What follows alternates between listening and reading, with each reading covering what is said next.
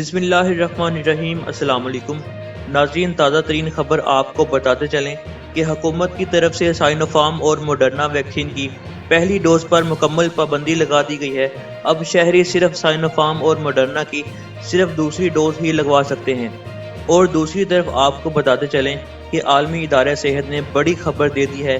WHO نے خبر جاری کر دی ہے کہ کرونا وائرس کبھی ختم نہیں ہوگا اور یہ عام فلو کی شکل میں ہمیشہ رہے گا، اور خاص طور پہ ان ممالک میں یہ وائرس تیزی سے پھیلے گا جہاں لوگ کرونا ویکسین لگوانے کی پابندی نہیں کریں گے۔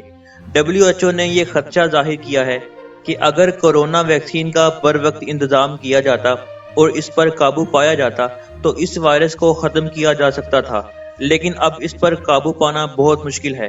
ویکسین لگوانے کے باوجود بھی یہ وائرس عام فلو کی صورت میں موجود رہے گا۔